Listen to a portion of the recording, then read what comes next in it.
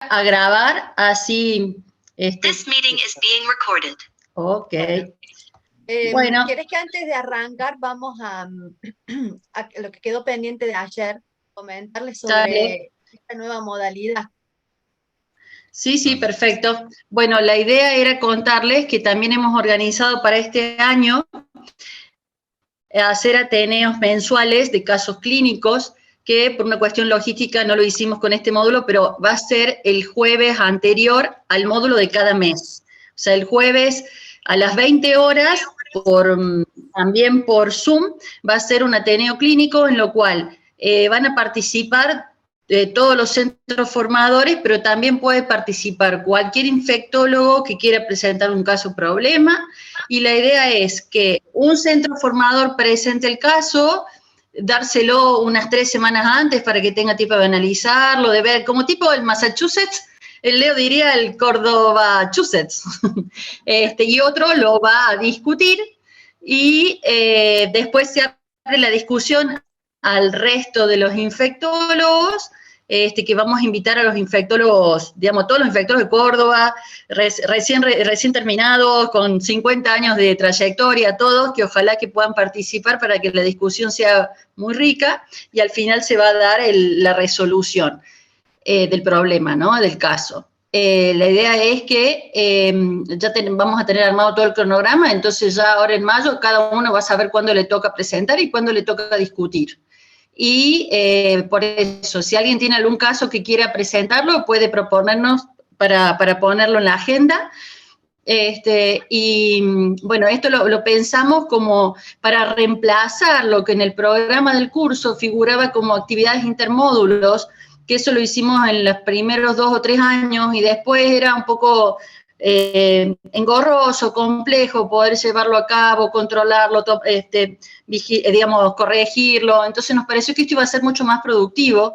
Entonces la idea es proponerlo como una actividad del curso que forme parte del 80% de asistencia. Después, de pronto, si alguien tiene guardia justo los jueves, bueno, nos presenta un certificado y lo hacemos valer para que no pierdan la asistencia correspondiente del curso, pero nos parece que va a ser una actividad muy rica para todos. Así que esa es parte de la propuesta para este año, que va a ser a partir del jueves anterior del próximo módulo. Bien. Bueno, entonces creo que no me olvidé de decir nada. No, que les va a llegar entonces mail a cada centro formador y a cada uno de los infectólogos con la invitación correspondiente. Correcto. Bueno, muy bien. Entonces iniciamos. Comparto la pantalla entonces. Ahí voy. Dale, Leo. Ahí está. Bueno, vamos a tratar entonces el tema de actualización en neumonía aguda de la comunidad. Le vamos a dar las gracias por estar presente al doctor Leonardo Marianelli, quien nos va a presentar hoy la clase. Así que bueno, te escuchamos, Leo. Dale, muchas gracias por la invitación. Ahí estoy compartiendo la pantalla. Bien. Va a tardar unos segunditos en que la vean.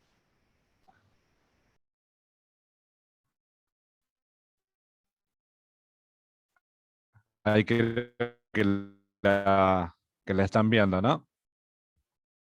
Sí se ve muy bien ahora. ¿Ahí la ven, Laura? Sí, se ve bien.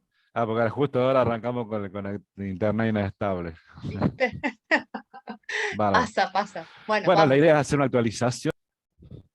La idea es hacer una actualización y también no tan actualización, sino de unos puntos de conocimiento básicos sobre neumonía adquirida en la comunidad o neumonía aguda en la comunidad, de acuerdo a cómo la clasifiquemos, que básicamente se refiere a investigar qué microorganismos afectan al parénquima pulmonar, cómo es su presentación, sus características clínicas, y para finalizar en la estratificación de la neumonía, intentar conseguir algún medicamento que mate todo lo que pueda producir una neumonía aguda de la comunidad.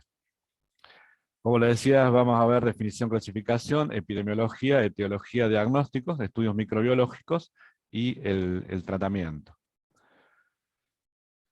Para la definición es muy simple y muy general. Es una infección del parénquima pulmonar que se manifiesta por signos y síntomas de compromiso respiratorio bajo, que todos ya sabemos cuáles son.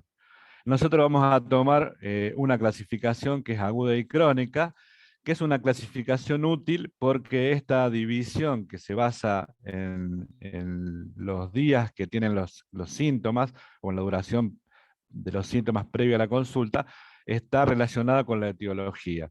Habitualmente en la neumonía aguda la mayoría de las causas son infecciosas y principalmente por bacterias típicas o atípicas, y en la neumonía crónica ya se divide entre el 50% infecciosa, 50% no infecciosa, y acá tenemos neumocistosis, tuberculosis, cáncer de pulmón, etc. Nosotros vamos a referir a la aguda. También para ubicarnos o para plantearnos o pararnos bien en el contexto, tenemos que separar otros tipos de neumonías, como son las neumonías asociadas al cuidado de la salud, ¿no es cierto? Que son esos pacientes que, si bien no están internados, vienen frecuentemente a las instituciones de salud, ya sea porque se hemodializan, porque se curan, o porque tienen tratamientos como quimioterapia, porque ese es un apartado distinto dentro de las neumonías agudas. Si bien pueden ser agudas, la microbiología es distinta y se aborda de otra manera y los esquemas terapéuticos son diferentes. Y también la neumonía intrahospitalaria, la cual dividimos en neumonía intrahospitalaria y neumonía asociada a la ventilación, que es otro apartado distinto del que vamos a hablar ahora. Nosotros vamos a hablar de la neumonía adquirida en la comunidad, en la cual la podemos clasificar en la propiamente dicha, y la neumonía severa de la comunidad, que es nada más que una neumonía adquirida en la comunidad con criterio de gravedad, porque tiene algunos matices distintos en relación al pedido de métodos complementarios y de tratamiento. Basado ya en el contexto que vamos a charlar, entonces definimos la neumonía adquirida en la comunidad como una infección del parénquima pulmonar que se manifiesta con síntomas respiratorios bajos asociados a un infiltrado en la radiografía que se presenta en pacientes que no están hospitalizados ni concurren frecuentemente a la institución. Básicamente, si ustedes leen la bibliografía, neumonía se divide como una radiografía patológica, con consolidación, infiltrado intersticial, cualquiera de esas formas, asociada a fiebre y un síntoma respiratorio o a dos síntomas respiratorios. O sea, si yo tengo tos y esputo más una radiografía patológica, fiebre y tos y una radiografía patológica, ya puedo definirlo como neumonía. Después quedará a ver si una neumonía es de causa infecciosa o no infecciosa, pero básicamente el diagnóstico se plantea así. Para comenzar, le voy a mostrar un caso clínico rápidamente que lo vamos a resolver al final, porque dentro de la neumonía adquirida en la comunidad entran otras facetas, otras aristas y otras características que se matizan con el tema. Esta es una mujer de 27 años que es empleada y comienza en febrero del 2012 con tos seca y disnea grado 2 y fiebre de 38 grados. No consulta el día 29, la medican como una infección respiratoria con claritromicina más prednisona. La paciente no mejora, empeora, progresa la disnea hasta hacerse grado 4 y consulta a la guardia. Al consultar con esos antecedentes, le constatan una tensión arterial normal, estaba taquicárdica, afebril y taquipnéica con 32 respiratoria. Tenía hipoventilación generalizada, candidiasis oral, y la paciente estaba lúcida. En el laboratorio, como verán, una anemia, los blancos 11.400, función renal, glucemia normales, y una gasometría arterial con una severa hipoxemia, 50 de PO2, 72 de saturación, y una alcalosis respiratoria descompensada. Y una radiografía donde se ve un compromiso bilateral, intersticio alveolar, lo cual me hace a mí el diagnóstico de neumonía. Yo tengo una neumonía, una radiografía patológica con una imagen de consolidación bilateral, asociada a fiebre y un síntoma respiratorio, ya tengo el diagnóstico de neumonía. Ahora queda a ver si la neumonía la manejo ambulatoria, si la interno en la sala o la interno en terapia intensiva. Y esas son las preguntas. usted internaría al paciente, solicitaría algún estudio diagnóstico etiológico, qué tratamiento indicaría y cuántos días de tratamiento le haría. Entonces nosotros cuando nos planteamos, nos paramos frente a un paciente con neumonía, tenemos dos pilares por lo menos a resolver. Uno es si realizo o no el diagnóstico etiológico y con qué métodos complementarios, y lo otro, cómo voy a manejar esta paciente, cómo voy a estratificar su riesgo y si la voy a manejar en el ambulatorio, en la sala o en la terapia intensiva. Rápidamente, un poco de la epidemiología. La neumonía es una causa frecuente de morbo y mortalidad. Hay una tasa global de neumonía en adultos de 5 a 6 casos cada 1000 habitantes. En Argentina es de 1,26 cada 1000 habitantes, pero probablemente esté subestimada porque nuestro sistema de denuncia epidemiológica, que viene mejorando, probablemente en los datos más antiguos no sea tan fidedigno. De esos pacientes que tienen neumonía, entre un 10 y un 25% de los pacientes requieren terapia intensiva, y aproximadamente entre el 15 y el 45% de los pacientes que se internaron en una sala general posteriormente requirieron terapia intensiva. Entonces a veces los pacientes lo categorizamos y en ese momento están para una sala común, pero como nosotros estamos viendo solo una foto de la película, probablemente a las 24 o 48 horas puedan necesitar terapia intensiva. Y prácticamente un tercio de los pacientes son sanos previamente al diagnóstico de neumonía. Los 2/3 ya tienen comorbilidades.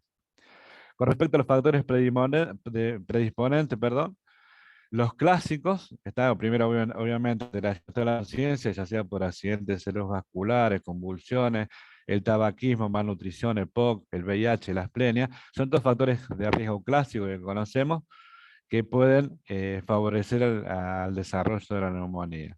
Y están los otros, que por ahí son menos evidentes, como el uso de bloqueantes H2 o inhibidor de la bomba de protones, o los antipsicóticos, obviamente ni hablar de los inmunodepresores, que son medicamentos que pueden predisponer al desarrollo de neumonía adquirida en la comunidad o neumonía aguda de la comunidad.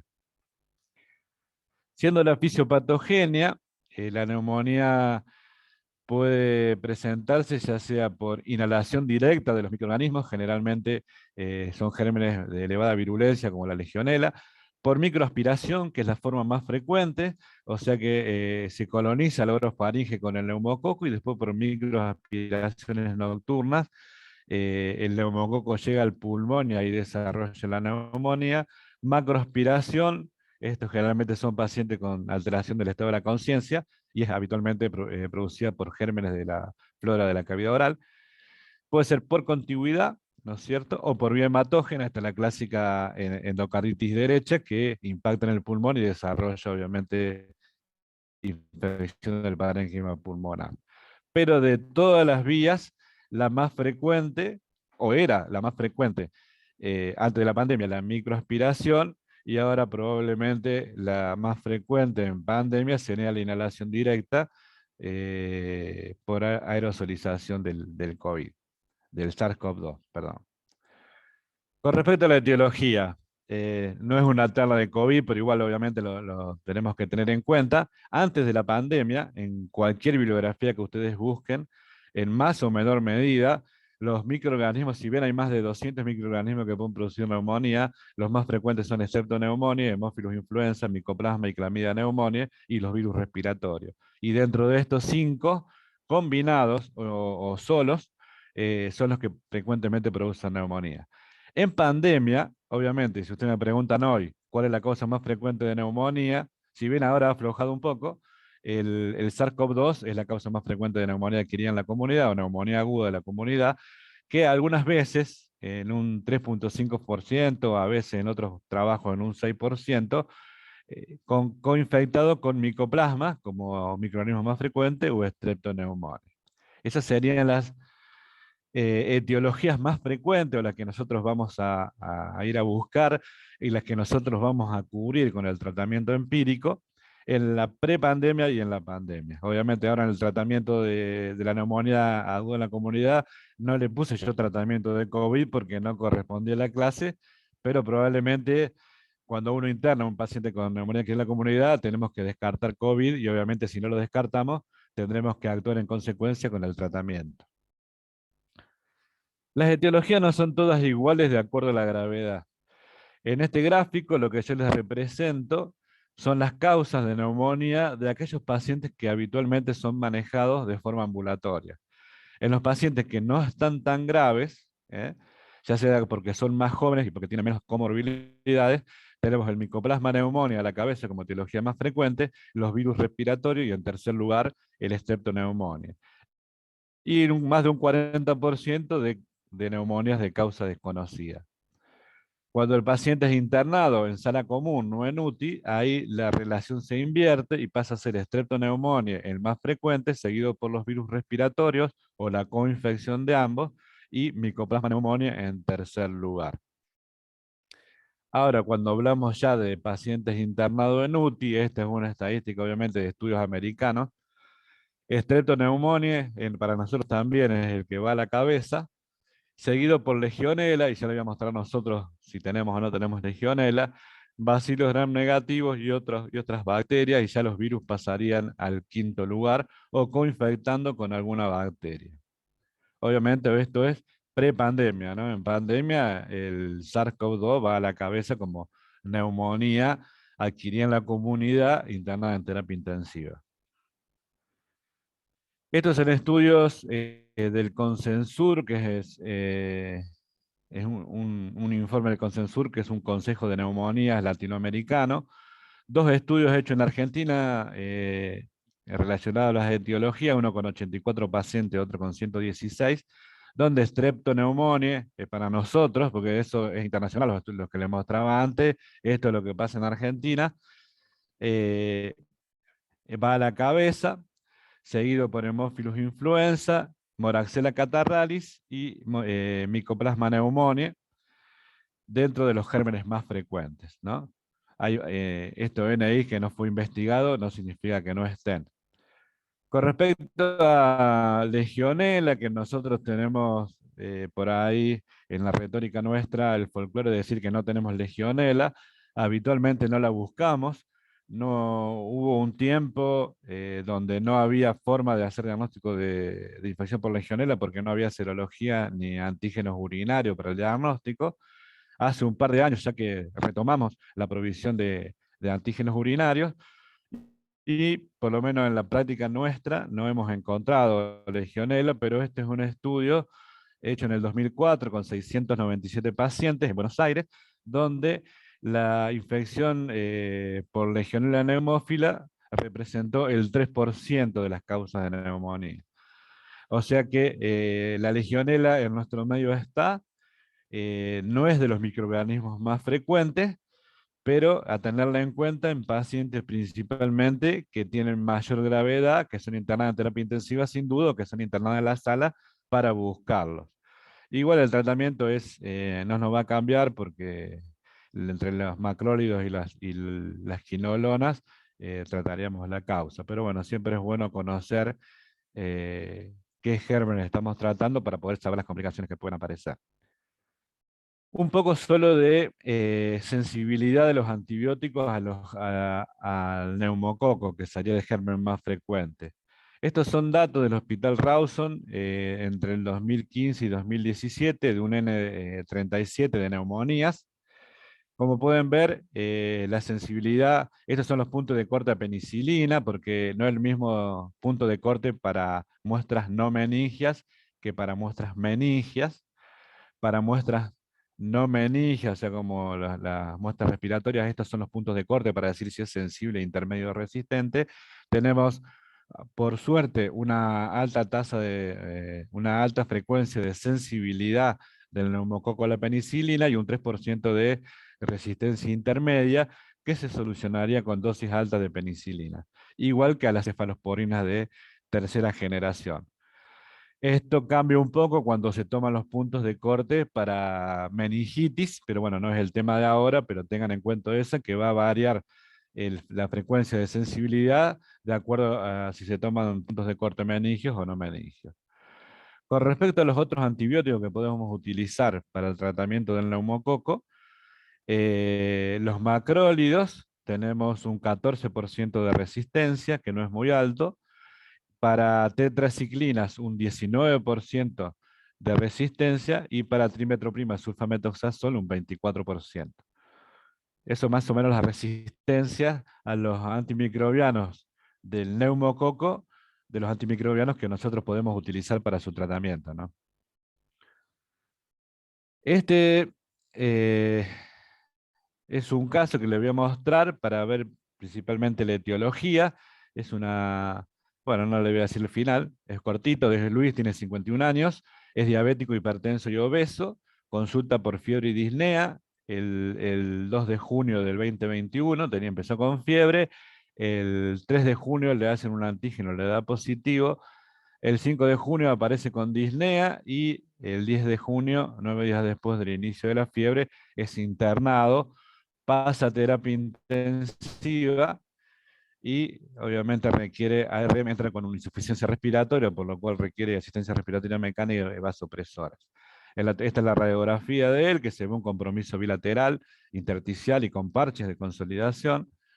Y esto es lo que me dice a mí la tomografía, altamente sospechosa de neumonía por COVID de moderado a severo. Obviamente, si acá tiene el tubo endotraqueal, la vía central, si está en ARM ya no pasa a ser severo, sino pasa a ser crítico, ¿no?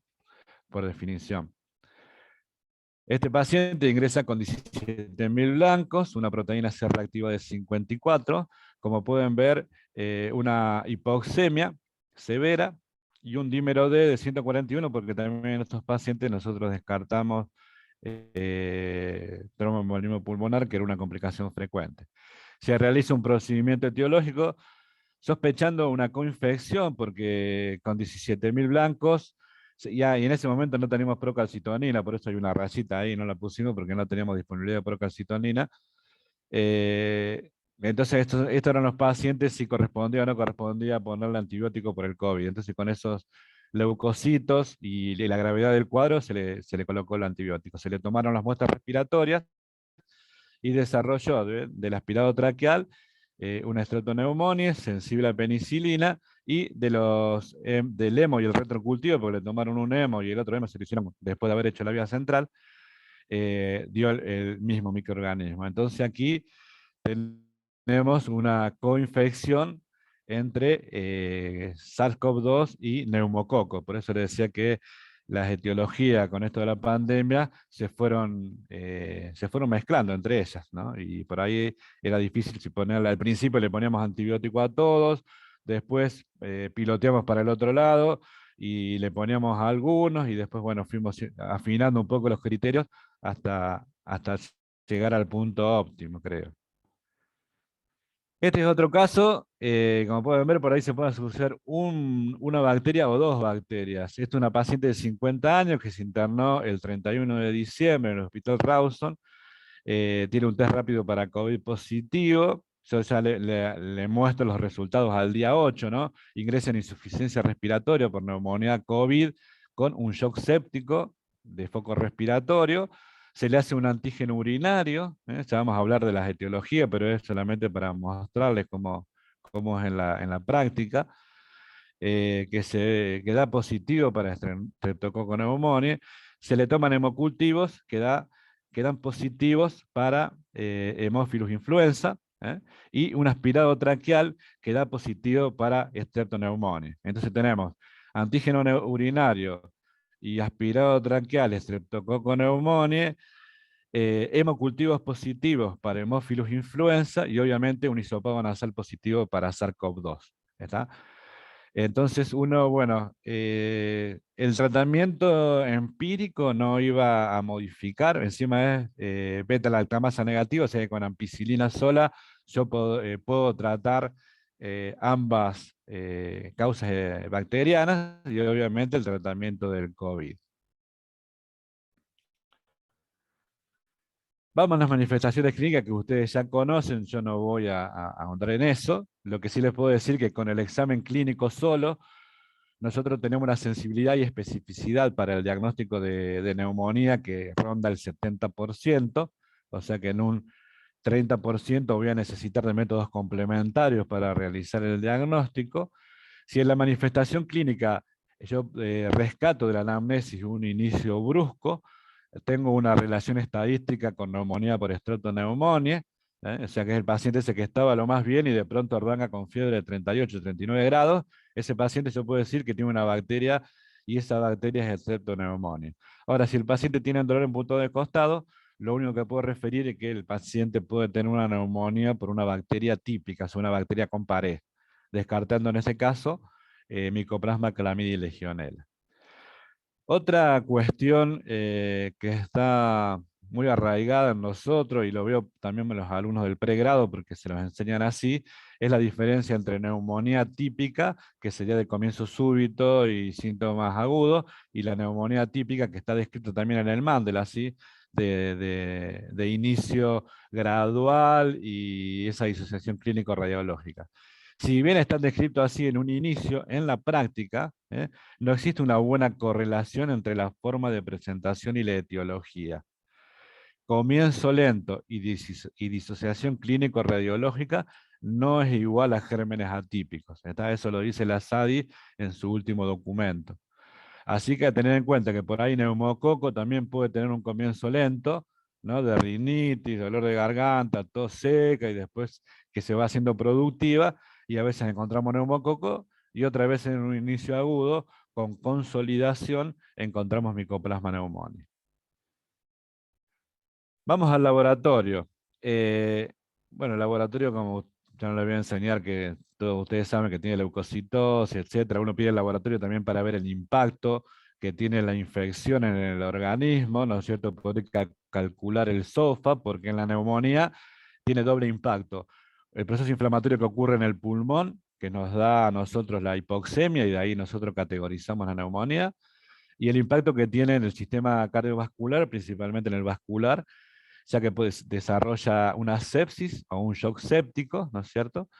Y bueno, de ahí que nosotros podemos medir su impacto con el laboratorio general. Pero si el paciente presenta una leucopenia, a tenerlo en cuenta en infecciones por estafilococo, y también que la infección puede tener un mal pronóstico. Los biomarcadores, como dice Sadi, dice la utilidad de los biomarcadores no aporta ventajas en el diagnóstico, difícilmente modifiquen las decisiones. Totalmente de acuerdo, pero hay que denotar bien lo que dice esto. No me sirve el biomarcador para el diagnóstico. Yo no voy a hacer diagnóstico con el biomarcador, estamos hablando de PCR y procalcitonina. El diagnóstico lo hago con la radiografía más los síntomas. Ahí está el diagnóstico. Nosotros no vamos a utilizar un biomarcador para eso. Lo que sí me dice el biomarcador es la intensidad del proceso o la etiología, que son las dos variables que yo voy a tener en cuenta cuando los miro. Cuando yo veo un valor de un biomarcador, yo estoy mirando una foto también de la película. Si yo tengo una proteína C reactiva menor de 20, probablemente sugiere ausencia de la neumonía, pero guarda con esta afirmación. Esta afirmación es para inmunocompetentes, donde más del 90% de las neumonías son por bacterias, ¿está? Bacterias típicas generalmente, y valores superiores a 100 se asocian con neumonía adquirida en la comunidad. Y la procalcitonía también, todos saben que es un precursor de la calcitonina, aumenta las infecciones bacterianas, no tanto en las virales, y más o menos con las bacterias atípicas. Es útil para decidir la necesidad de antibacterianos, pero estamos hablando de estudios hechos en inmunocompetentes la mayoría, y por ahí existe una relación entre la procalcitonina y la severidad de la neumonía.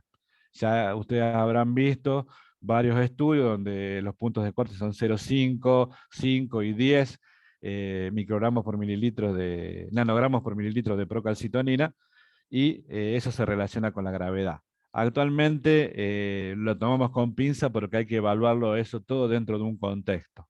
Lo que sí le puedo asegurar que los biomarcadores a mí algo me dicen y hay que saber interpretarlos.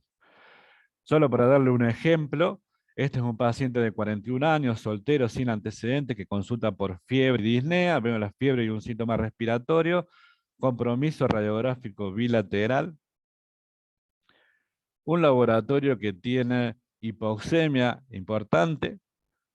Una procalcitonina que no me dice nada en valor normal, 0,05 y 18 de proteína C reactiva. Y yo acá que diría, miren, la procalcitonina no me está sirviendo para el diagnóstico de intensidad de la neumonía, o sea, de gravedad de la neumonía.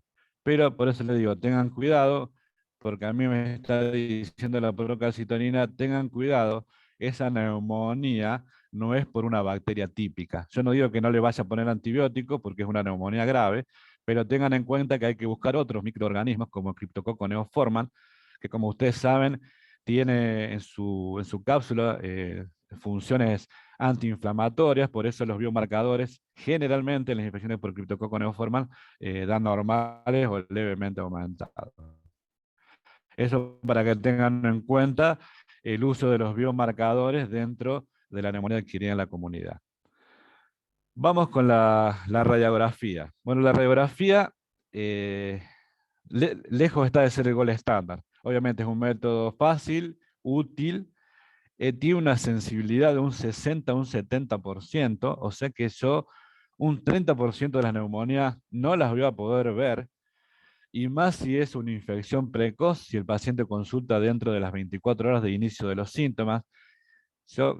Probablemente todos ustedes han tenido algún paciente que vino por fiebre, le hicieron radiografía normal, vuelve por fiebre a las 24 o 48 horas, le hacen nuevamente la radiografía y ven la consolidación. Eso es lo que pasa, es un falso negativo de la radiografía porque su sensibilidad es baja y se ve en pacientes con infección precoz, neutropenia severa, o sea, no esperemos un bloque de consolidación en un paciente que tiene menos de 500 neutrófilos. Y si hay una alta sospecha de NAC, tenemos nosotros decir al paciente, mira, ahora no le veo nada, no le oculto nada, pero vengan 24 o 48 horas que le vamos a repetir los estudios. ¿Está? Si yo en mi época que cursé radiología, que recién estaba apareciendo la ecografía, le decía que le podía hacer una ecografía para el diagnóstico de neumonía, seguramente el profesor de radiología me aplazaba y me mandaba a rendir de vuelta la materia. Pero actualmente se vio, o se ve, hay muchísimos estudios ya hace un par de años, que ecografía pulmonar tiene más sensibilidad y especificidad que la radiografía convencional para el diagnóstico de neumonía. Nosotros no estamos acostumbrados a pedirla, no disponemos de ese recurso en la guardia, pero es muy útil. Nosotros habitualmente en la terapia, no lo hacemos nosotros, pero los terapistas lo han aprendido a utilizar, hacer la ecografía pulmonar para poder ver el pulmón y tener más datos sobre lo que está pasando. También está en el folclore nuestro médico decir que la radiografía estaba normal, lo hidratamos y empeoró y ahí aparecieron los infiltrados. Eso parecía como si fuera un mito o algo que no será tan cierto, pero sí hay estudios, informes de casos y experimentos en animales que favorecen la hipótesis de que la depresión de volumen puede producir una radiografía normal en un principio y aparecer las imágenes luego de la hidratación. Entonces, si a nosotros nos pasa eso, podemos decir en forma certera de que puede pasar porque hay datos que me apoyan para afirmar eso. Después, bueno, como todos sabemos, la radiografía hay una variación de interpretación. No es lo mismo si la ve el residente de primer año, si la ve el especialista por imágenes o el emergentólogo. Cada uno lo mira desde su punto de vista y va a encontrar distintos hallazgos, le da relevancia distinta. Y lo que sí, esto era muy común en mi época, hacer el control radiográfico, le pedíamos la radiografía al inicio, le pedíamos una a las 72 horas a ver si había algo, y al alta, en la famosa radiografía del alta, o sea que para darle el alta tenemos una radiografía, eso ya no hace varios años que no se utiliza más, se le hace la primera radiografía y si el paciente evoluciona clínicamente bien, no se repite radiografía, a no ser que sospechemos una complicación como un empiema, un derrame, o hagamos un procedimiento como una vía central o obviamente una intubación orotraqueal. Vamos con la estratificación de riesgo. Ahí me quedan 10 minutos, creo.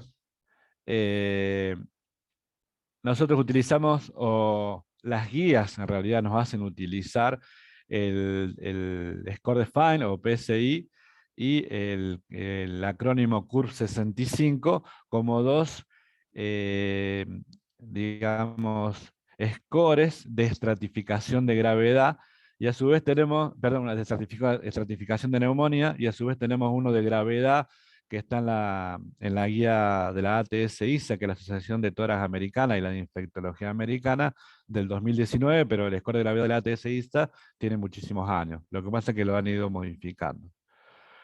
El objetivo de estos scores en realidad es clasificar a los pacientes en diferentes grupos de riesgo en función a su probabilidad de fallecer a los 30 días y la necesidad de tratamiento más agresivo, en realidad asistencia respiratoria mecánica o uso de, no serían inotrópicos, sino serían vasopresores, perdón, inotrópico es la dobuta, que no es vasopresor, son vasopresores. La estrategia tiene que responder dos aspectos, los scores estos. Si lo interno al paciente o lo manejo ambulatorio, y si se procede a la hospitalización, si es adecuado hacerlo en la sala común o en la terapia intensiva. Este es el score define que todos conocen, son un montón de variables. Generalmente ahora con los celulares se facilita su utilización. Reconoce pacientes de bajo riesgo, para no sobreestimar la neumonía, para estar más seguro, tener un dato fidedigno de que lo manejamos ambulatorio apoyado en el score, pero ojo, puede infravalorar la gravedad de la enfermedad en pacientes jóvenes sin enfermedades concomitantes, y principalmente también en inmunodeprimidos. El CURV 65 también da un puntaje de acuerdo a los hallazgos que nosotros tengamos y nos tira una recomendación de manejo ambulatorio, hospitalización corta o neumonía para terapia intensiva. Están dirigidas a identificar pacientes de alto riesgo para no subestimar la gravedad. Entonces nosotros habitualmente en la práctica cuando éramos jóvenes utilizábamos los dos. Y después terminábamos haciendo lo que nos parecía a nosotros, que es en realidad lo que hay que hacer, porque ninguno de los scores estos supera el juicio clínico. Y este es el score de la ATS-ISA, que tiene criterios menores y mayores. Los mayores son obvios, como ventilación mecánica o shock séptico, eso no hay duda que lo va a entrar en terapia intensiva, y lo que nos sirve a nosotros en realidad son los menores, que son todos estos, no se los voy a describir ahora, pero ustedes los van a leer, y si tiene 3 positivos de los menores, entonces es una neumonía grave de la comunidad, o severa de la comunidad, como les quieran decir. Estos scores son útiles para valorar el riesgo de la muerte, pero ninguno de ellos fue diseñado para evaluar la necesidad de ingreso a terapia intensiva. Y la ATS-ISA es apropiado para identificar precozmente a los candidatos a soporte vasopresor o ventilatorio e internación en terapia de UTI. En terapia intensiva, perdón. La interpretación de los modelos debe hacerse con precaución, porque obviamente todavía faltan estudios de validación externa, y estos están hechos para inmunocompetentes, ¿no? El único que está validado para inmunodeprimidos, principalmente HIV, es el de la ATS-ISA, los otros no están validados para inmunodeprimidos, y ninguno de los scores, como les decía, reemplaza el criterio médico. Ya lo vamos a aplicar en el primer caso que vimos. Diagnóstico microbiológico. Si nosotros nos ponemos a buscar intensamente un microorganismo en las neumonías, vamos a identificar una causa, un microorganismo en el 60% de los casos. Si yo lo busco en forma rutinaria, de acuerdo a los protocolos de los hospitales, solo voy a hacer diagnóstico etiológico en 2 de cada 10 neumonías, en el 20%. Obviamente tenemos que tener las muestras respiratorias un esputo apto, excepto el Mycobacterium tuberculosis, que le hacemos a los pacientes, no hace falta que sea apto. Lo debo procesar al esputo dentro de las 2 horas, muy importante esto, y si no, mantenerlo refrigerado en la puerta de la heladera hasta las 24 horas, no más allá, para hacer gérmenes comunes. Y la sensibilidad del esputo varía de acuerdo a la institución, básicamente, y a la disponibilidad del microbiólogo, del 11 al 100%. Los hemocultivos, que es el otro gesto de diagnóstico etiológico que yo realizo, van a ser positivos entre el 7 al 16%, en algún estudio llega al 20%, estamos hablando de pacientes no inmunodeprimidos y población general, porque en el inmunodeprimido obviamente la tasa de positivo es más alta, de los cuales 2/3 de los hemocultivos van a ser positivos para streptoneumonía. Otra forma de hacer diagnóstico etiológico son la detección de antígenos. Yo puedo utilizar antígeno urinario para streptoneumonía o Legionella neumófila, o un hisopado nasal realizando inmunofluorescencia directa para la búsqueda de virus respiratorio, principalmente el que más problemas trae en el adulto es el influenza, como vemos que estamos actualmente teniendo. El tema de la serología, bueno, es principalmente para la práctica para el diagnóstico probable. Rara vez me va a ser un diagnóstico definitivo. Principalmente lo que utilizamos es la IgM, para clamidia y micoplasma, para legionela, creo que en la práctica en la mayoría de las instituciones no hay disponibilidad. Si nosotros pudiéramos acompañar la serología con una PCR, que ya lo voy a mostrar, sería como el gol estándar, ¿no? PCR positiva con IgM positiva para micoplasma o para clamidia, ahí el diagnóstico es confirmado. La IgM sola positiva, el diagnóstico es probable porque la IgM puede durar muchos meses positivas, entre 6 meses y 1 año, y lo que podría yo hacer para confirmar el diagnóstico es tomar una IgG al inicio de los síntomas y otra a las 4 semanas y ver la seroconversión, como ustedes ya conocen en los libros, y en la práctica eso no se realiza habitualmente, porque ya a las 4 semanas, si el paciente está bien, ya está, listo, se terminó el tema y bueno, habrá sido un diagnóstico probable de micoplasma neumónico. Últimamente tenemos disponibilidad, si bien estos paneles de infecciones respiratorias y neumonía, que son las PCR multicorte, el Film Array, que le decimos nosotros, así es la marca, disponemos hace poco tiempo, están aprobados estos paneles desde el 2016. Entonces, con el hisopado, por ejemplo, para infecciones respiratorias agudas altas, con el hisopado nasofaríngeo, con secreciones nasofaríngeas diluidas en solución fisiológica, yo le puedo tirar todas las PCR para todos estos virus y para estas bacterias, generalmente bacterias atípicas, que son clamidia, micoplasma y bordetela, con una alta sensibilidad y especificidad. ¿Para qué me sirvió a mí esto? Por ejemplo, para hacer diagnóstico del fluorona, entonces acá me dio positivo, ven, para detectado por PCR el SARS-CoV-2 y detectó por PCR influenza A, H3 y N2 debe ser. Entonces me sirve para hacer esos diagnósticos, ¿no? Y obviamente saber que el paciente tiene eso y tomar las conductas en consecuencia. Después hay un panel de neumonía, y acá me sirve tanto para neumonía adquirida en la comunidad como para neumonías asociadas al cuidado de la salud o intrahospitalarias, porque no solo me tira gérmenes que están en la comunidad, como estrepto, clamidia, micoplasma legionela, influenza, sino que me tira también Acinetobacter, Proteus, Pseudomonas, ¿está? Y los mecanismos de resistencia, por ejemplo, para Staphylococcus aureus, productor de carbapenemasa, etc. Con una sensibilidad también del 97% y una especificidad del 99%. El tema es la interpretación, ¿no? Esta es una paciente que está internada actualmente en el Hospital Rawson, que consultó en realidad con una cetoacidosis diabética severa, con una neumonía grave de la comunidad, y se detectó en el minival, porque la paciente está intubada, como pueden ver ustedes, Staphylococcus aureus y Streptococcus galactiae en un 10⁻⁶ copias, recuento de copias, y en recuentos más bajos, Pseudomonas y Klebsiella. Nosotros lo que ponderamos son los que tienen mayor recuento, y junto con el Staphylococcus aureus, la combinación con el virus de influenza A, esta asociación que estamos viendo con alguna frecuencia en los hospitales, el paciente que hace neumonía por influenza asociado a infección severa por Staphylococcus aureus. Esta paciente, bueno, tuvo esas dos cosas más el Streptogalactiae, que llegó con 7 gramos de glucemia, con un pH de 6.9, que hizo un paro presenciado en la guardia, es una paciente que vino bastante comprometida de la guardia, con la guardia del Hospital Tránsito, y ahí fue derivada al Hospital Rawson. Perdón, una cosita más sobre esto, que este panel de PCR multicorte se hace sobre esputo que tiene que ser apto, sobre aspirado traqueal o sobre minival o lavado broncoalveolar.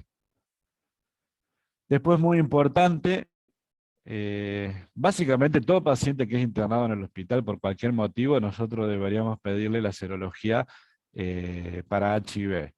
Pero sí o sí, SADI dice, sugiere realizar serología para VIH a todos los pacientes que se internan por neumonía, independientemente de la gravedad. Este es un paciente que, esto era antes de la historia clínica digital, del 2016, 2015-2016, que vino por una neumonía y de aquí de la comunidad hipoxémica, donde le hicimos un test rápido, dio positivo, y le hicimos los CD4, tenía 14 CD4.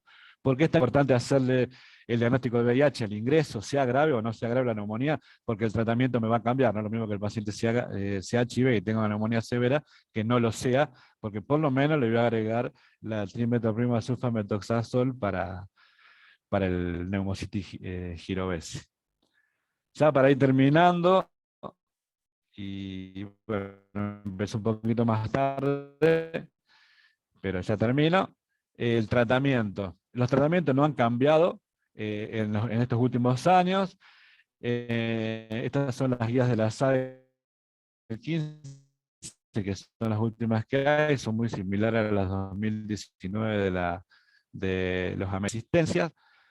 En pacientes menores de 65 años sin comorbilidades, un beta-lactámico con amoxicilina sería lo recomendado. Si tiene más de 65 años o comorbilidades, la asociación de amoxicilina con ácido clavulánico vía oral, porque el tratamiento es ambulatorio, y ahí es donde yo me pregunto, o esto yo se los digo, pero no está escrito así en las recomendaciones, yo le asocio un macrólido al beta-lactámico, porque, como ustedes pueden ver en las etiologías, en las neumonías que se manejan en ambulatorio, Mycoplasma pneumoniae, principalmente en pacientes sin comorbilidades, es el germen más frecuente. Entonces, si Mycoplasma pneumoniae es el germen más frecuente, y Mycoplasma pneumoniae no tiene pared, el beta-lactámico no va a ser efectivo en ese tratamiento, por eso yo habitualmente a este beta-lactámico, asociado no a inhibidor de beta-lactamasa, le agrego acitromicina vía oral, que la prefiero sobre la claritromicina porque es más cómoda para tomar. Si no, los tratamientos alternativos son claritromicina sola, pero tener cuidado porque tenemos un 14% de resistencia, o por lo menos hasta el 2017 la teníamos, el neumococo, o obviamente la quinolona florada, levomoxifloxacina, donde la resistencia es menor del 2%, es un antibiótico fácil de tomar, pero que no utilizamos en forma rutinaria, porque ustedes ya saben lo que pasó con ciprofloxacina y Escherichia coli. Su uso indiscriminado hizo que prácticamente el 50% de las Escherichia coli se vuelvan resistentes a la cipro, entonces la reservamos para algunos casos. ¿Cuáles casos? Pacientes con neumonía que son alérgicos severos a penicilina, o pacientes añosos que tienen polimedicación, y agregarle 3 comprimidos más y le puede producir intolerancia oral. Entonces por ahí, esto es una aclaración personal, ¿no? Decidimos utilizar esto a la combinación de beta-lactámicos y macrólidos.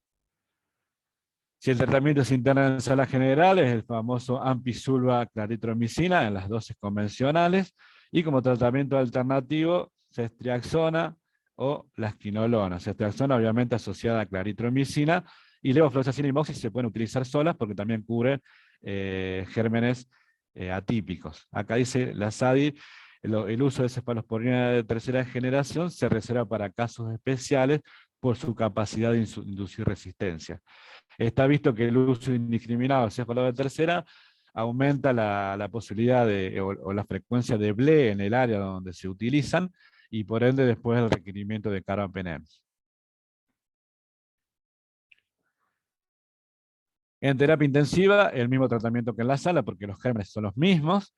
Si tenemos algún factor de riesgo relacionado a la posibilidad de presencia de pseudomonas, como bronquiectasias, EPOC severo, pacientes que reciben tratamiento con corticoides o han recibido tratamiento de amplio espectro, entonces ahí se rota la ampicilva por piperatazo o cefepime asociado a claritromicina. o si el paciente es previamente sano, tiene infiltrados cavitados, hemoptisis, influenza, esa relación que le decía yo, influencia estáfilo, uso de drogas endovenosas, leucopenia, que le referí en el laboratorio, infección de partes blandas, asociamos vancomycin o linezolid al tratamiento que les había indicado.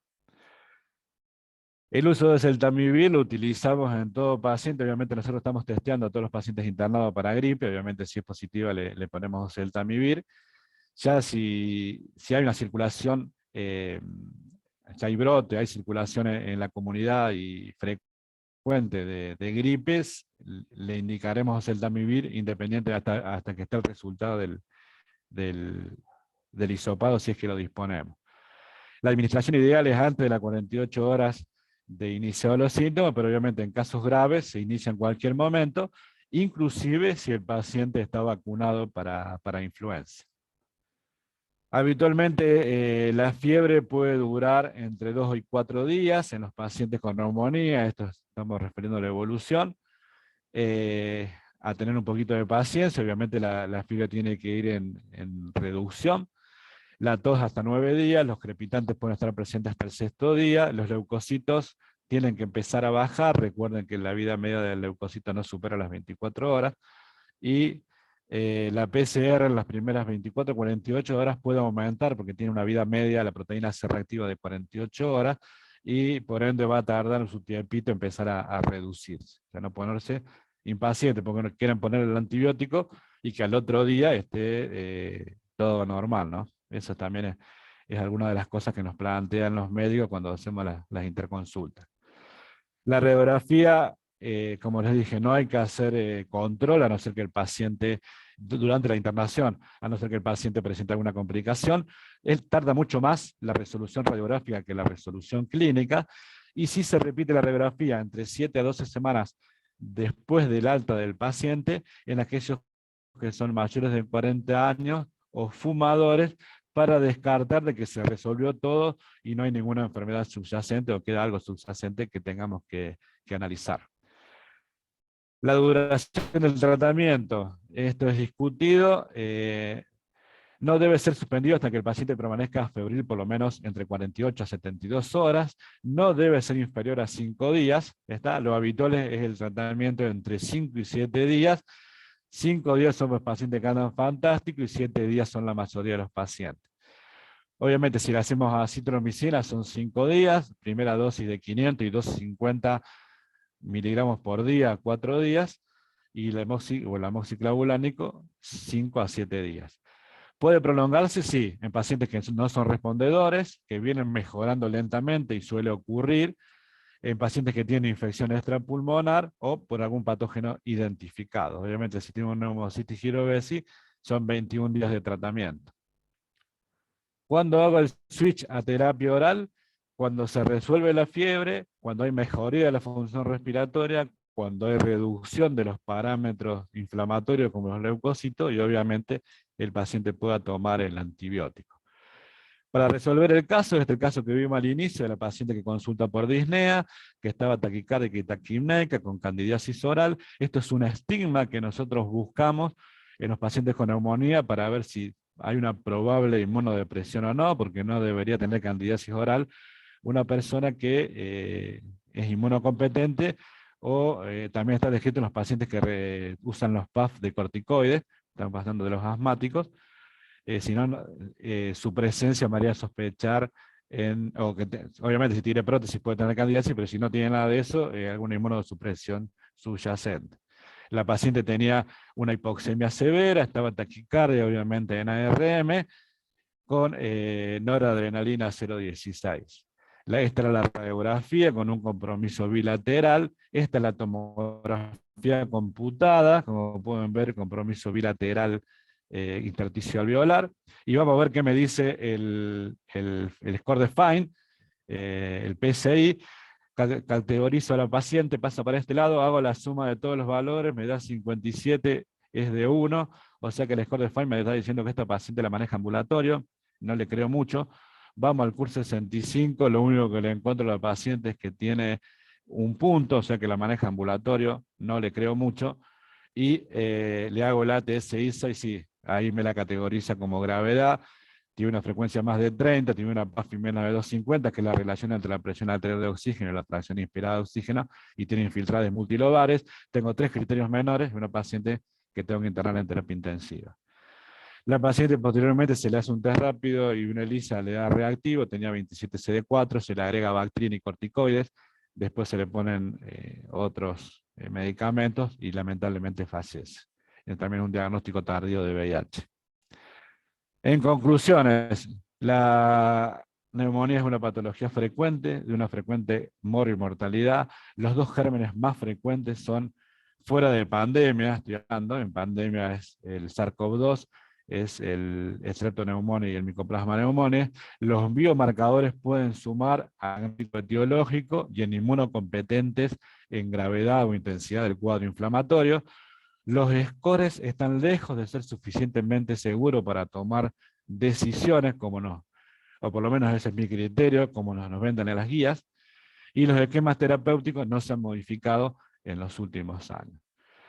Esto es, nos reíamos cuando en la televisión veíamos esta foto, que la suelo poner en las clases, porque había, dice, colegios, que esto es gastroenteritis, pero ponían virus bacterianos y nos reíamos, pero bueno, acá cuando la microbióloga me ponen estreptococcus pseudoneumonia, cuando vimos cocos positivos en un aspirado traqueal, digo, bueno, un neumococo, y después me pone pseudoneumonia, y yo digo, ¿qué será?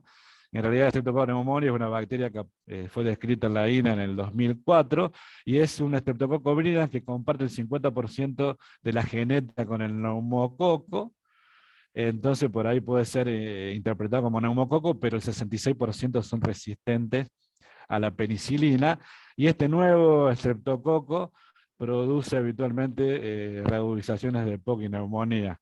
O sea, tenerlo en cuenta ahí como una perlita a la hora del diagnóstico etiológico. Bueno, ahora sí, ya me voy a tomar la cerveza Laura. Muy bien. Bueno, Con la muchas siguiente gracias. clase. Ahí van los aplausos. Bueno, Leo, muchas gracias. Excelente tu presentación. Me tardé una Se ha hora, pero bueno, escuchado. empezamos a las 1:15. Pero...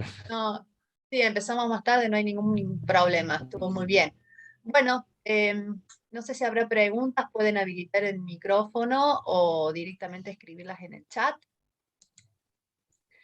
Y si no, seguimos directamente. Bueno, ha sido muy claro. Sí.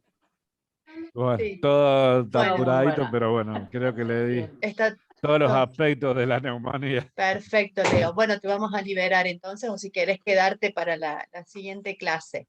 ¿Sí? Dale, dale, Muchas dale. gracias por todo. Bueno, No, nos vemos. chao, chao. Bueno, algo que me olvidé de decir es que para tomar la asistencia necesitamos que pongan en el chat los nombres, ¿sí? Así que vayan después escribiendo. Vamos a seguir entonces con el siguiente tema. Ahí voy a poner a presentar. Bien.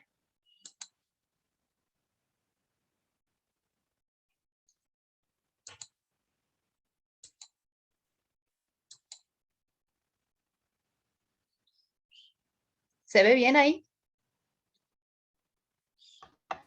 Sí, Lau, se ve perfecto. Perfecto. Bueno, entonces los voy a ampliar. Bueno, el siguiente tema, que lo voy a dar yo. Ya Leon me hizo una introducción que me sirve para continuar, me dio el pie. Él hizo la clasificación general de neumonías. Quiero ver si se me ve esto. Lo puedo sacar. No. Laura, se ve perfecto, ¿eh? Sí, pero a mí se me ve el panel con todas las activaciones de ahí arriba. Bueno, no importa. Bien. Entonces, él habló de las neumonías adquiridas en la comunidad Y el tema siguiente es un término llamado neumonía relacionada con la atención médica. Este tipo de este término, vamos a decirlo así, fue introducido por la Sociedad Torácica Americana y la Sociedad Americana de Enfermedades Infecciosas por allá en el año 2005. No pasa, ¿cierto? ¿No? Quedó No, ahí no No, pasó. la presentación. Ahí está. Ahora sí. Ahora sí. Bueno, ahí está. Bien. Y dentro de este término de neumonías relacionadas a la atención médica, se encuentran estas tres categorías. La neumonía asociada a la atención médica o a los cuidados de la salud también. La neumonía adquirida en el hospital y dentro de lo que sería la neumonía adquirida en el hospital, la neumonía asociada a la ventilación mecánica. Comenzaremos hablando de las neumonías asociadas a la atención médica, que hace referencia a aquella neumonía que está presente en un paciente antes de la internación, pero este paciente ha tenido algún contacto previo con los sistemas de salud, ¿sí? Ya sea que ha estado hospitalizado previamente en los últimos 90 días, o bien que provenga de un lugar de cuidados crónicos, que haya recibido tratamiento parenteral o quimioterápico o cuidados de herida en los últimos 30 días, o pacientes que se encuentran en hemodiálisis crónica. En cuanto a la etiología, aquí viene una de las grandes discusiones. Hay muchos estudios que a partir de la introducción de este término se llevaron a cabo para evaluar si debemos considerar a los microorganismos propios de neumonía aguda de la comunidad o a microorganismos, digamos, que están presentes en estas unidades de cuidados crónicos o, digamos, ámbitos relacionados a la salud, que serían gérmenes más resistentes, ¿sí? La fisiopatogenia principalmente que ocurre en las neumonías asociadas a los cuidados de la salud es primero un cambio en la colonización orofaringea por microorganismos generalmente resistentes y que a través de microaspiraciones ese microorganismo llega al parénquima pulmonar y produce la infección. Entonces vamos a analizar los factores que están a favor de que estos pacientes estarían colonizados por microorganismos resistentes, como son el Staphylococcus meti-R, Enterococo banco R y los bacilos gram negativos multiresistentes. Uno de los principales factores si este paciente ha estado recientemente internado. En la definición que dijimos recién, considera un tiempo previo de internación de 90 días, pero algunos estudios extienden este periodo hasta 130 días, ¿sí? Como decíamos, los pacientes al ingresar a un lugar donde antes ha estado un paciente con una infección, ya sea por Staphylococcus meti-R o Enterobanco R, se puede colonizar. Esa colonización en diversos estudios se ha visto que puede durar con un promedio de una mediana de hasta 8 meses, ¿sí? Y hay factores que lo favorecen, como es si además el paciente recibió antibióticos, si tiene algún dispositivo vascular permanente o semipermanente, si tiene lesiones en la piel, si ha recibido algún tratamiento inmunosupresor o si se encuentra en hemodiálisis. Y por el otro lado también la aportación de bacilos gram negativos, BLE. En este caso la duración puede también ser prolongada hasta 132 días, y los factores de riesgo para esa colonización rectal principalmente son el sexo femenino, si proviene de una residencia de ancianos, si ha recibido un tratamiento reciente o si además está colonizado en las fosas nasales por el Staphylococcus meti-R. El otro condicionamiento sería el haber recibido un tratamiento previo, y se sabe que hay una relación directa entre la prescripción de antibióticos y el aislamiento de microorganismos resistentes hasta 12 meses después de la exposición. En cuanto a la residencia de centros de cuidados crónicos, en estos pacientes, el 13 al 35% de ellos pueden tener colonización por Staphylococcus meti-R, sobre todo en las fosas nasales, en las heridas y en las úlceras por decúbito. Las personas que están en hemodiálisis también pueden tener una colonización especial por estos microorganismos, y ya se conoce la relación que existe directa con el riesgo a bacteriemia, ¿no? En neumonías todavía no hay muchos estudios, pero podría también tener la misma asociación. Por lo tanto, estos pacientes tienen o están expuestos a una transmisión cruzada de patógenos. La atención médica o de enfermería suele ser simultánea. Estas unidades suelen contar con 1 o 2 enfermeros, uno médico que supervisa y varios pacientes. Entonces hay un trabajo simultáneo. Y además son personas que generalmente tienen ingresos hospitalarios por su patología de base, entre 1 o 2 ingresos anuales. Por lo tanto, todo esto hace que el riesgo a que estén colonizados por microorganismos resistentes sea mayor. En cuanto a la mortalidad asociada a las neumonías de atención médica, se ha visto que es mayor que la mortalidad de la neumonía aguda de la comunidad, y esto puede tener dos condicionantes. Una es que sean pacientes de edad avanzada, generalmente son pacientes de mayor con otras comorbilidades o con algún tipo de inmunosupresión. O también se cree en algunos, o sea, se ha visto en algunos estudios que puede estar relacionado porque la cobertura inicial de antibióticos no ha sido para microorganismos resistentes, sino para gérmenes de la comunidad. Bueno, por lo tanto, entonces, para concluir con las neumonías asociadas a los cuidados de la salud, corresponde a una categoría de neumonía, pero con datos epidemiológicos y microbiológicos que, según las pautas de la ATS-ISA, sugiere que el tratamiento empírico inicial, si el paciente sobre todo está en una condición grave, sea cubriendo microorganismos resistentes, pero bueno, obviamente que todo debe basarse en los datos epidemiológicos que cada uno cuente en su lugar de trabajo, ¿no? Bien. Vamos a continuar con la definición de neumonía que se adquiere en el hospital. Es aquella neumonía que aparece después de las 48 horas del ingreso y que obviamente no estaba tampoco en un periodo de incubación. Y dentro de ella está la neumonía asociada a la ventilación, que ocurre después de 48 a 72 horas de la intubación endotraqueal, haya o no una documentación microbiológica. La neumonía intrahospitalaria es la segunda causa de infección nosocomial y es la más frecuente dentro de unidades críticas. Y es un gran desafío porque, bueno, obviamente los microorganismos se nos están haciendo cada vez más resistentes a los antibióticos y estamos teniendo, por un lado, dificultad en acceder a veces a las nuevas moléculas, y por otro lado también no tenemos tantas moléculas nuevas de antibiótico para estos gérmenes, ¿sí?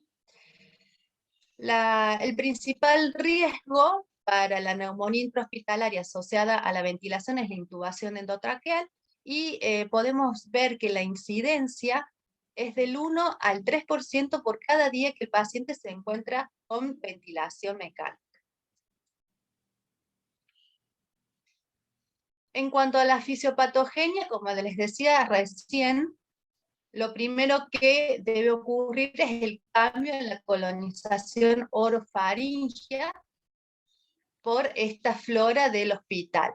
Y el mecanismo más frecuente es a través de microaspiraciones de esa secreción orofaringea o las macroaspiraciones de contenido gástrico, y de esta manera el microorganismo llega al parénquima pulmonar produciendo la infección.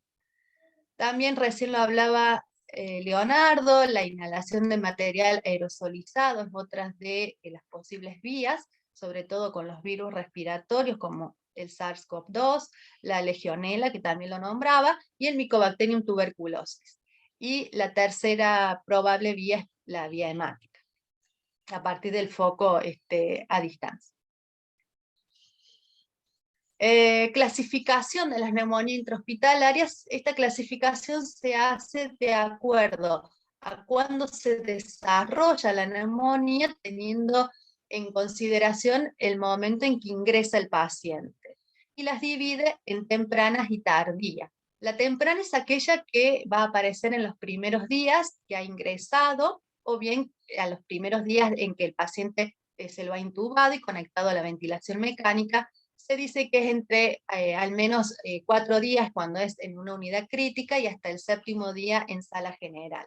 En este caso, los agentes etiológicos que uno debe considerar son los mismos que hablábamos hace un momento, que serían los causantes de neumonía aguda de la comunidad, ¿sí? El neumococo, Haemophilus influenza, Staphylococcus aureus, meticilino sensible, también al meticilino resistente, pero a la cepa que se adquiere en la comunidad. Bien, perdón. Y dentro de las tardías, son aquellas de aparición posterior al 7º día de la internación, y ya debemos considerar los microorganismos del ámbito hospitalario, principalmente Pseudomonas aeruginosa, Staphylo aureus METR, el Acinetobacter y otras enterobacterias, ¿sí? Dos situaciones que hay que considerar, porque muchas veces generan después dudas en el diagnóstico y por lo tanto hay que decir después el tratamiento, ¿no? La neumonía intrahospitalaria en un paciente con distrés respiratorio agudo. Bueno, la neumonía asociada a la ventilación puede estar presente hasta en el 30 al 70% de los casos de un distrés respiratorio agudo. ¿Qué pasa? Que durante el distrés está alterada la función fagocítica de los macrófagos alveolares y neutrófilos, entonces hay una menor respuesta cuando, digamos, están expuestos a estas bacterias. La neumonía en los pacientes con distrés aumenta el tiempo de ventilación mecánica, por lo tanto son pacientes que tienen mayores morbilidades, y el diagnóstico es complejo porque muchas veces son pacientes que tienen leucocitosis, que tienen secreciones purulentas, pero puede ser debido también a otra causa y no solamente habla de que hay un proceso infeccioso. Y la otra situación es la traqueobronquitis asociada a la ventilación mecánica, en donde en estos pacientes pueden tener fiebre, pueden tener secreciones purulentas, pueden tener hasta aspirados traqueales positivos, pero no va a haber signos radiológicos de neumonía, ¿sí? Y en este contexto, la guía IPSA recomienda no hacer tratamiento antibiótico. Para hablar un poquito de la microbiología de las traqueobronquitis, podemos ver en el cuadro que son los gérmenes también comunes del ámbito hospitalario, la Pseudomonas aeruginosa, Acinetobacter, el Staphylomedes, Klebsiella, y generalmente son infecciones polimicrobianas. En las neumonías asociadas a la ventilación mecánica, los microorganismos también son los propios del ámbito hospitalario, predominando los bacilos gram negativos, sobre todo con algún grado de resistencia. Y hasta en un 40% estas infecciones pueden ser polimicrobianas. El factor de riesgo para adquirir una neumonía intrahospitalaria básicamente es la intubación endotraqueal y la ventilación mecánica, pero tenemos factores de riesgo que pueden ser prevenibles y otros que no.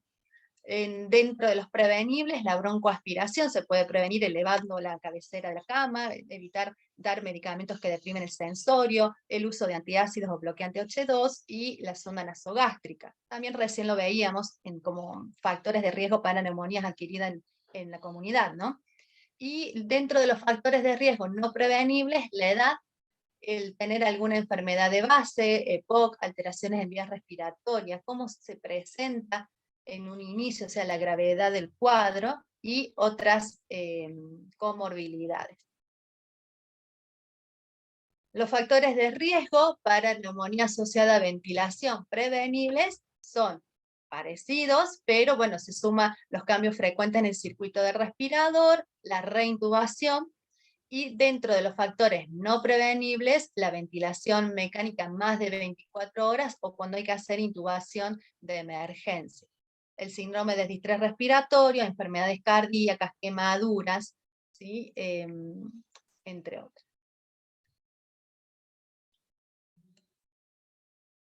Bueno, vamos a pasar al abordaje de estos pacientes. El diagnóstico es complejo, por lo que muchas veces se sugiere, no hay un criterio único, sino que sea una suma de criterios. Por un lado el clínico, por otro lado vamos a evaluar también las imágenes y cuando sea posible los estudios microbiológicos.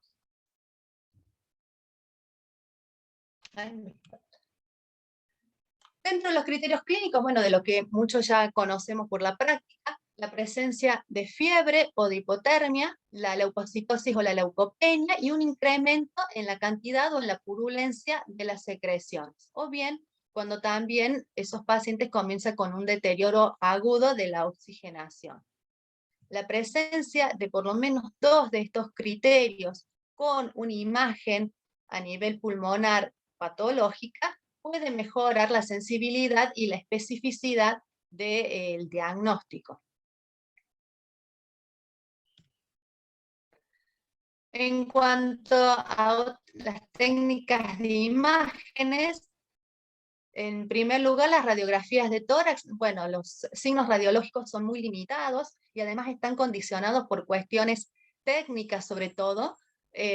Cuestiones técnicas me refiero, por ejemplo, al tipo de aparato que se puede utilizar, sobre todo en pacientes no que están intubados, que tienen que ser aparatos portátiles. Muchas veces la técnica no permite una buena inspiración de esa radiografía, por lo tanto es difícil después analizarlo.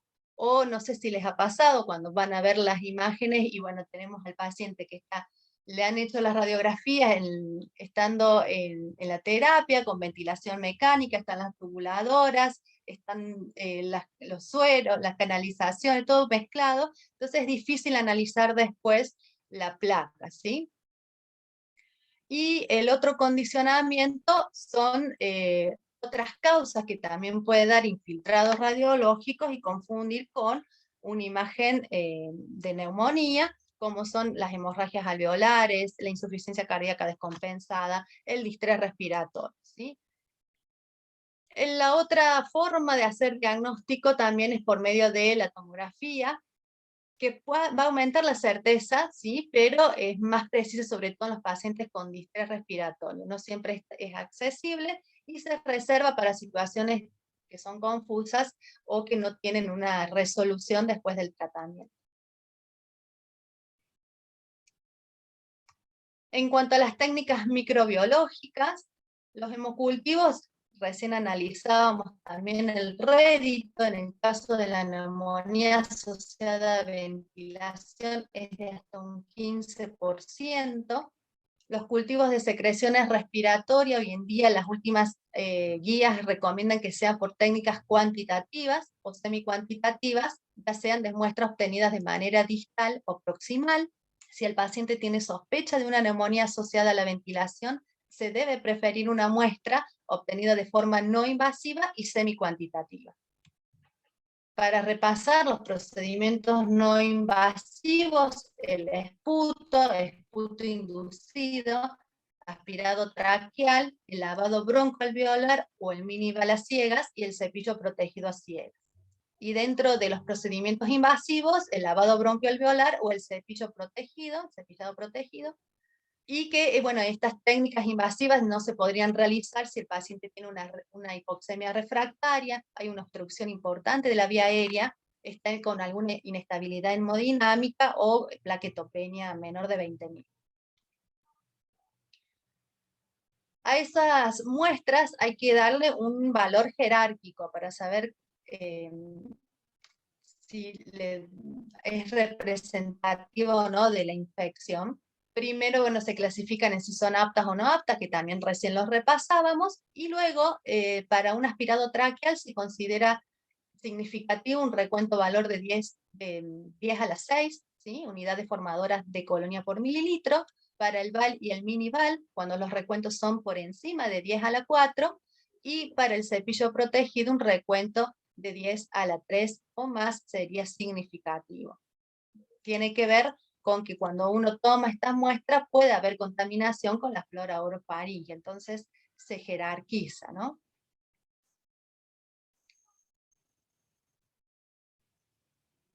Bien. En cuanto a los principios para el tratamiento antimicrobiano, hay algunos factores que se deben considerar antes de iniciar el tratamiento antibiótico. Primero, ¿qué datos tengo de este paciente? Cuándo se internó, si viene de la comunidad, ¿sí? Si está asociado, como veíamos hace un minuto, relacionado a la atención a los cuidados médicos, la edad del paciente, las comorbilidades.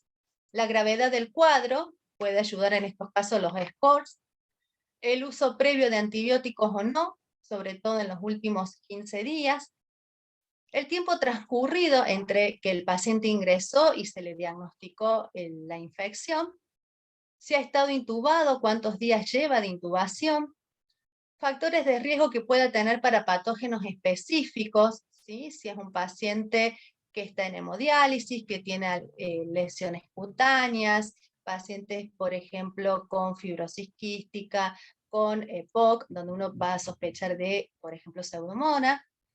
La prevalencia de los patógenos y patrones de resistencia a nivel local también es importante para decidir el tratamiento antibiótico empírico, ¿sí? Cómo comenzar con el antibiótico.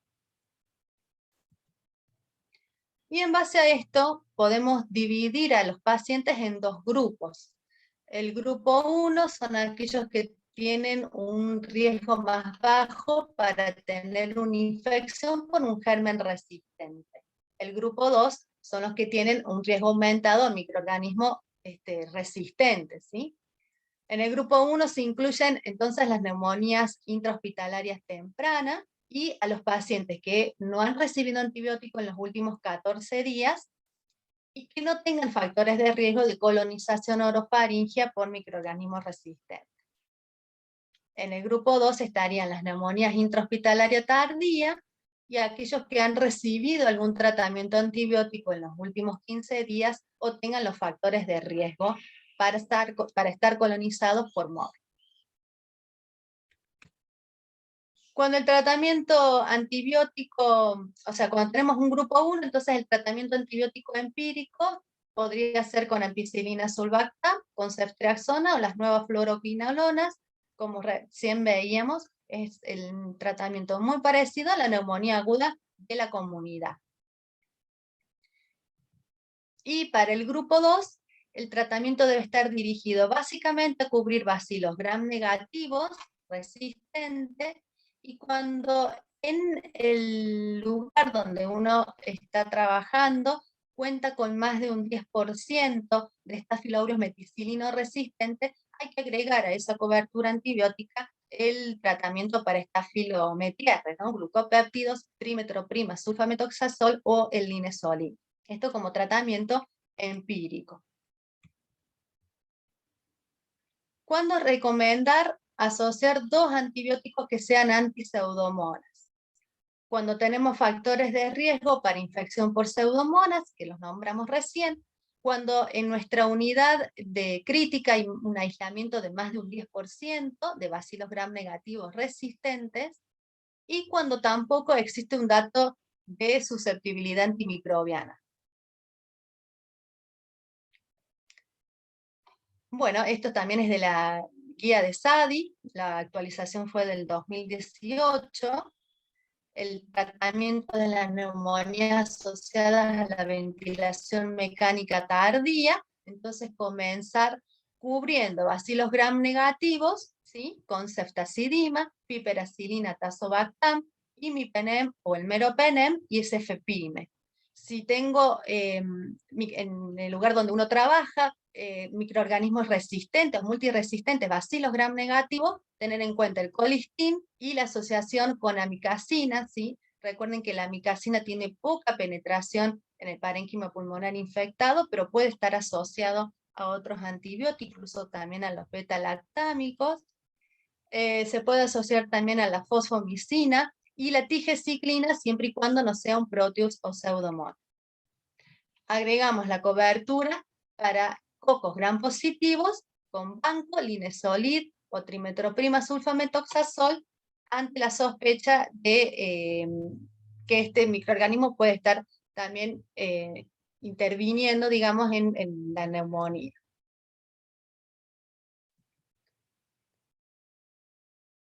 Una vez que tengo un aislamiento microbiológico, debo adecuarlo al aislamiento, ¿sí? Los antibióticos de elección para la Pseudomonas aeruginosa es piperacilina tazobactam, ceftazidima, cefepime y los carbapenem. Para el Acinetobacter baumani, el de elección sería el sulbactam y carbapenem. También puede ser útil la monoterapia con el colistin. Si tengo enterobacterias productoras de carbapenemasa y es meropenem apto, ¿sí? O sea que me permite hacer biterapia de meropenem con alguna otra droga activa, como colistin, amikacina, fosfomicina, o bien tratamiento con 2 drogas de estos últimos, ¿sí? De colistina, amikacina, fosfo. Si se trata de un bacilo gram negativo multiresistente, tenemos las nuevas moléculas, ceftazidima, avibactam, ceftolozano, tazobactam. No hay muchos estudios realizados en neumonías intrahospitalarias, neumonías asociadas a la ventilación, pero son prometedores, ¿sí?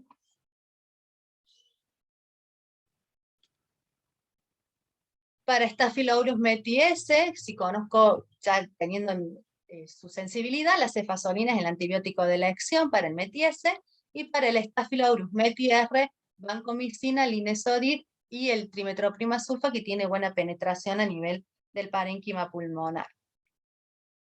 Otra cosa también es importante considerar los temas de infusión, ¿sí?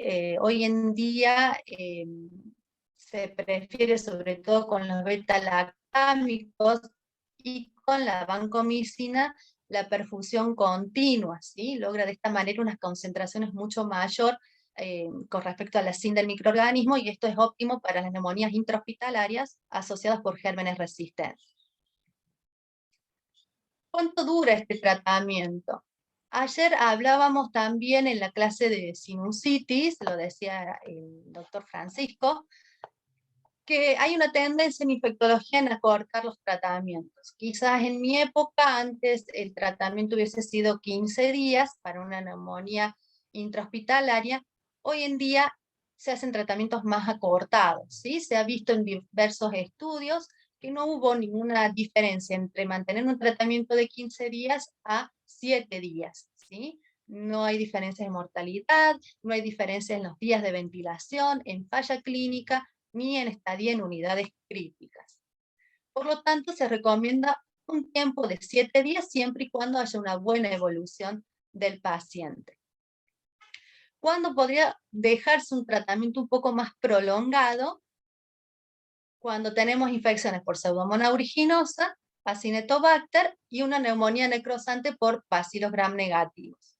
En estos casos se sugiere mantener el tratamiento hasta que logre una estabilidad clínica 72 horas posteriores de ello.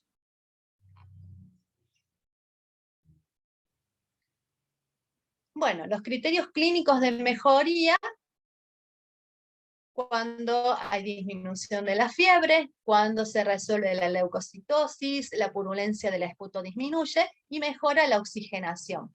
Esta mejoría obviamente no va a ser inmediata, por lo tanto, Leonardo recién lo decía, no hay que ser ansiosos o calmar ansiedades después de iniciar el tratamiento, y tener en cuenta que las secreciones pueden seguir colonizadas incluso a pesar de hacer tratamientos prolongados, ¿sí?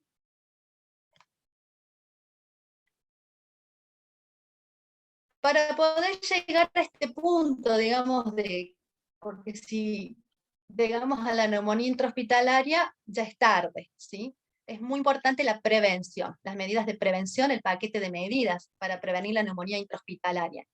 Vamos a comenzar con las recomendaciones generales. Muy importante mantener la educación de todo el personal médico, las capacitaciones, insistir en el lavado de manos, controlar la posición de la cabecera del paciente. El politrabajo muchas veces lleva a que haya pocos médicos, pocos kinesiólogos, pocos enfermeros, y esto atenta contra las medidas de bioseguridad, ¿sí? Porque tienen que atender un mayor número de pacientes. Las medidas de aislamiento para lograr evitar infecciones cruzadas con los patógenos multiresistentes, y muy importante mantener la higiene oral y nasal con ungüentos y antisépticos orales. En cuanto a las vigilancias de infecciones nosocomiales en terapia intensiva, se debe llevar una estadística de los organismos resistentes de cada unidad, identificarlos. De esta manera podemos elaborar guías para la antibiótico terapia empírica inicial. Las medidas de intubación y ventilación mecánica, siempre que esté indicado, hay que elegir, digamos, utilizar la ventilación no invasiva. Para prevenir la sinusitis nosocomial es preferible que la intubación sea nasotraqueal, orotraqueal, está mal escrito acá, quedó mal. Entonces, para prevenir la sinusitis nosocomial debe ser la intubación orotraqueal, sí, ayer incluso hablábamos que la nasotraqueal ya casi que ni se utiliza.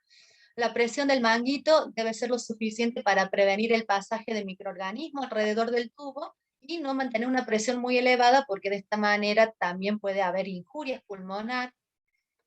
Controlar que no existe líquido condensado en los circuitos del ventilador, utilizar protocolos para el destete, intentar acortar los tiempos de ventilación, y utilizar la aerosol terapia y o soluciones nebulizadas en el circuito solo si estas están indicadas. Las medidas en cuanto a la aspiración, posición del paciente y alimentación enteral.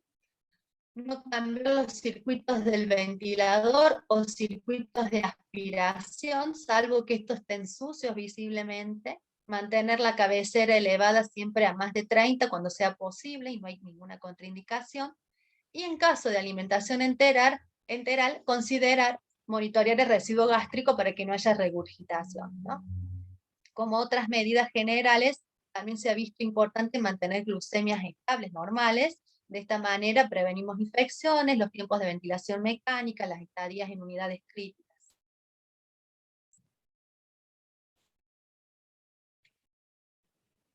Bien.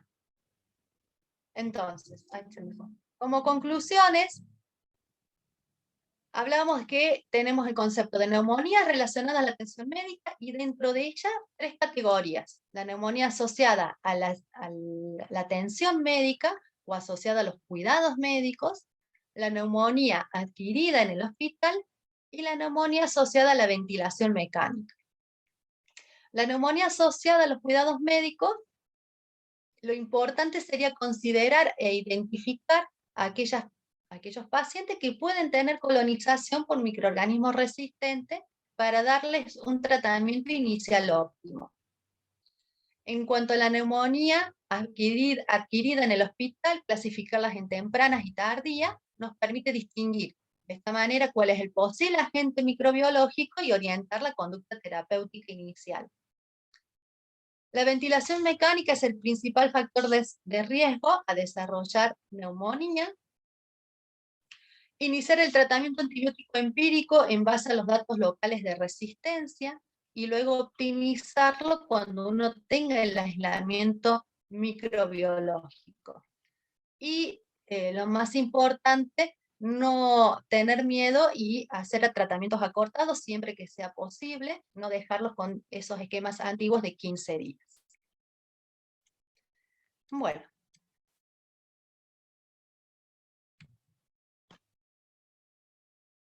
Ahí vuelvo.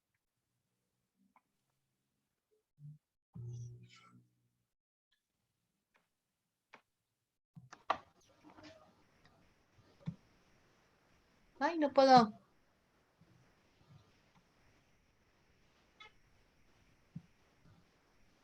Ajá.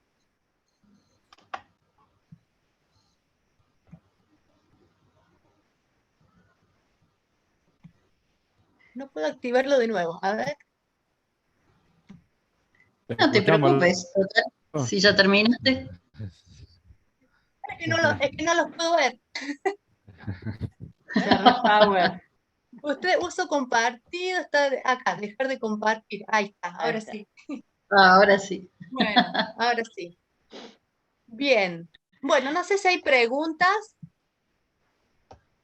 Si quedaron preguntas del tema anterior. Lo hice Fui media acelerada, capaz. No, muy Para no bien, quitar- Laura, muy completo. Claro, está muy claro. Bien. Mm. Yo lo que quizás, como para dar un cierre al tema que vimos ayer y hoy, ¿sí? De infecciones respiratorias agudas, como veíamos, las principales causas son las virales, pero bueno, también tenemos las causas bacterianas, sobre todo en lo que son de vías respiratorias altas, ¿no? Es una de las principales consultas a nivel mundial, tanto en la parte ambulatoria como también en lo que sería en los pacientes que quedan internados. Y quería, no sé, como dejar como un cierre, cuál es el rol del infectólogo en cada una de ellas. Ayer tocamos dos de nuestro rol, pero creo que hay más, ¿sí? Y estaba pensando, bueno, en primer lugar, creo que lo importante es que sepamos mantener una vigilancia de estas infecciones para poder determinar y detectar brotes en nuestros ámbitos de trabajo, en las escuelas. Otro rol importante que encontré sería el de mantener informada a la población, ¿no? Sobre los modos de prevención, cómo se transmiten estas enfermedades, insistir en las vacunas, vacunas sobre todo antigripal, en la vacuna antineumocóxica, identificar grupos de riesgo que pueden tener una peor evolución de estas enfermedades, capacitar al personal de salud, a colegas, sobre todo identificar a aquellas personas que pueden tener una peor evolución de estos cuadros que quizás inician de forma más banal. Bueno, no sé, creo, esas fueron mis conclusiones generales. Me parece algo bien importante que han dicho los dos, es que el rol del infectólogo también es más esto de que ya los antibióticos no se indican tanto tiempo, entonces por ahí cualquiera pone antibióticos, pero el infectólogo es el encargado de sacarlo exactamente cuando corresponde. Cuando nosotros nos formamos en infectología, las neumonías se trataban mucho más tiempo que ahora, y por ahí somos nosotros los que tenemos que decir que ya es suficiente por la evolución clínica y que no hace falta dejarlo por la conciencia a veces del terapista o del médico tratante que se quede más tranquilo si todavía se queda algunos días más de antibiótico. Así que creo que ese es un rol importante del infectólogo en este contexto. El uso adecuado de los antibióticos, exactamente, sí, también lo había pensado. Sí. Bueno, no sé si quedó alguna otra duda. No, no hay dudas, pero vamos digamos, a tomar asistencia antes que terminemos, para que después no existan, digamos, problemas al momento de la certificación. Vamos a ser más estrictos este año en lo que es el tema asistencia, porque por ahí pasa que con esto de la virtualidad prendemos la cámara y después nos vamos y bueno, y no estamos presentes. Entonces yo los voy a nombrar, tengo el listado de quienes estaban presentes desde un comienzo y ustedes, bueno, me responderán así sincrónicamente o lo harán a través del chat la presencia antes de que terminemos. Entonces, todo esto, digamos, la doctora Sadino, digamos, es la que quería que hagamos esto de esta forma. Entonces, Moreno Estela Maris, que la estoy viendo ahí. Angie Rojas. Angie. Bien, Angie Rojas. Ceci, Ceci Pérez. Perdón, quizás para que no salga el lío podrían activar los micrófonos, ¿no? Sí, sí, sí. Claro, sí. Si no, que lo hagan a través de acá del chat. Yo los voy nombrando y van dando su presencia. Entonces, íbamos por Ceci Pérez, Cecilia Aicardi, que no vi que registrara, digamos, su presencia ahí en el chat cuando se lo pidió. Bueno, Apilanes, Juan Cavallo. Juan Cavallo. Presente, acá estamos. Sofía Sotelino, desde la lejanía. Presente. Hola, Sofía. Hola, ¿qué tal, doctor? Palermo. Presente. Evelyn Graciani. Presente, acá estoy. Mancilla, Luciana. Presente. Narela Lanaro. Acá estoy. Abigail Sánchez. Presente. Agus Pérez. Presente, Doc. Rosy Elías. Presente. Micaela Nelly. Sofía Micaela Presente. Nelly. Lucía Guzmán. Presente, Doc. Y Lucrecia Martínez. Presente. Bien, y Franco Palermo, que yo lo tenía ahí como Constanza al principio. Bueno, muy bien. Listo. Perdón, Marín. no me nombraron. Mi nombre es Elsa Marín. Hola Elsa, ¿cómo estás? Doctora, ¿cómo está usted? Buen día. Bien. Sí, Elsa, no te había anotado. ¿Hay alguien que no haya mencionado y que esté presente? Bien, perfecto. Ahora sí, el cierre. Bueno, Los muchas gracias a todos. Muchas gracias a todos. Van a tener las charlas de ayer, digamos, todas las charlas de ayer y de hoy subidas a YouTube para que la puedan ver, y también le vamos a pedir a todos los disertantes que nos faciliten el PowerPoint para los fines de estudio, que después se los vamos a dar como siempre. Bueno, ya van a recibir noticias de los ateneos que van a hacer juntos el día anterior al próximo módulo. Bueno, no sé si alguien más tiene algo para decir, si no, que disfruten el resto del fin de semana y muchas gracias. Bueno, Muchas gracias a todos por estar. Hasta luego. Chao, chao. Chao. Nos Gracias, vemos. buenas tardes. Chao, chao.